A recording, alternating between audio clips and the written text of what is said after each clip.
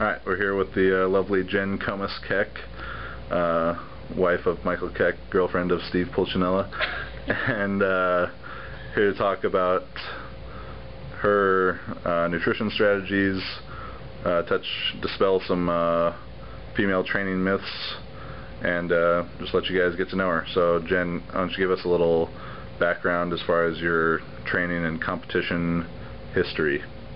My background is actually fairly recent. I was a flunky in high school gym class. I actually fell 2 years in a row. Couldn't run a mile to save my life. It was shortly after that that I started gaining a lot of weight, and I had someone that was very close to me bring it to my attention. It hurt my feelings, and I stayed in bed and cried all day for about 3 days. After that, I decided to start to make some changes. So from that point, I got started in the fitness world. I was taking a lot of aerobics classes, step class, spin class, you name it, I was in there, nothing but cardio for a couple years. Cardio kind of developed into a passion for me, so I started teaching group fitness classes. I did that for a couple of years and still wasn't seeing any physique changes from that, so I hired a personal trainer to train me for my first figure competition. She had me cut out all of my cardio and had me start strength training, and we changed my diet, and it was from that point that my body really made a big change. So competed in figure, and that was kind of where my love of lifting weights was born, so I've been doing that ever since. So can you repeat that part one more time for the audience at home? That strength training, lifting weights, is what had the biggest impact on your physique, not cardio. Yes, absolutely. I was doing, no exaggeration, I was probably doing about 5 hours of cardio a day. I was teaching a bunch of fitness classes, so I would get to work and I would teach spin class and step class. I would teach boot camp class, and I loved it. On my lunch break, I was trying to be a distance runner, so I would be running for an hour on my lunch break, go back to the gym after I got off work, take another kickbox class. So, I mean, I was doing probably 4 to 5 hours of cardio a day, and I kept that up for about a year, and I think my total weight loss over that year was about 2 pounds total. So. Alright. So, at Juggernaut, I deal with a ton of adolescent female athletes, and I always worry about them saying, "Chad, I don't want to listen to anything you have to say because you are a giant and I don't want to look like you because these knees, they would look terrible in a skirt." So what are some ideas about, some myths about strength training for females that you could dispel for them? Absolutely. You know, strength training can be a scary thing for a woman. I think a lot of women equate strength training with big bodybuilding women, and while that's great for them, I understand that that's not a desirable physique for some women. It can be a scary thing to get into. All I can do is tell you that I can testify 100% that it's not going to make you bulky, it's not going to make you big. As a woman, there are very specific things that you have to do in order to put size on, and all of those things have to line up perfectly. It's going to be a ton of calories, a lot of overeating, training brutally heavy, and usually some enhanced supplementation as well. So unless you're doing all 3 of those things at the same time, the chances of you putting on size are slim to none. When it comes to strength training, you need to be lined up with someone that knows what they're doing and is able to write you out a program that's going to help you burn some fat, put on some muscle tissue. That's what's gonna make you lean. So, can you give us, obviously nutrition plays a huge role in this. Could you kind of give us an overview of your daily, weekly nutrition plan?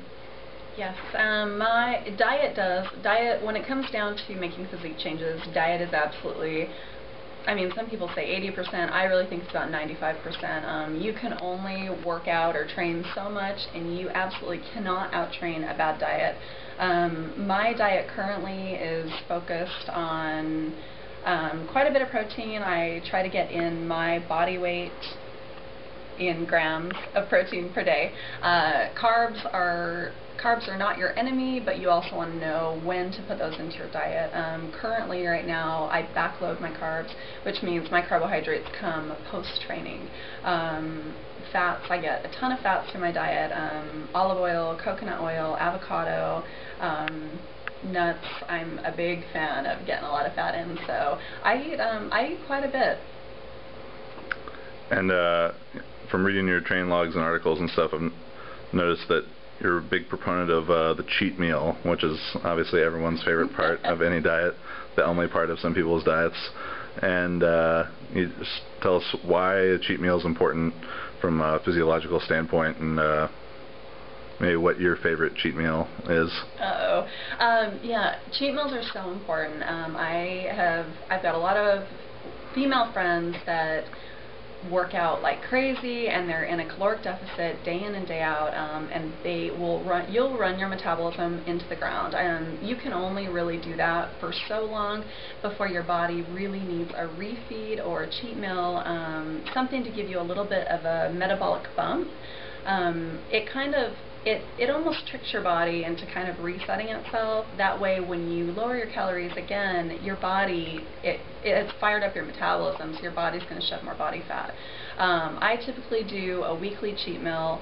How big it is kind of depends on how I feel like my progress has been that week, how my body feels. Typically, if you are training very hard and very consistently, and you feel, Friday rolls around and you feel very fatigued, that could be a sign that your body needs a bit of a refeed. It depends. Different people do it differently. Some people like a cheat meal that's, pizza and ice cream and just a whole bunch of junk food. There are also clean refeeds. You could do it that way, where it's just a really high carb day, or it's all clean food. We have found that my body responds best to very, very high carbohydrate days, where most of the food is fairly clean, fat content's very low. I think a couple weeks here ago, my carb intake, I think, was probably around 600 grams in a day on a Saturday, so we pushed it pretty high. The thing is and something to think about too, is when you have a cheat meal or a refeed, your body weight is going to go up the next day, and you can't panic over that. When I do this, I tend to see a real big swing on the scale the next maybe day, or even up to 3 days. Usually my body weight's up about 6, maybe even 7 pounds. So you've got to know that this is all water weight. You can't get crazy about it.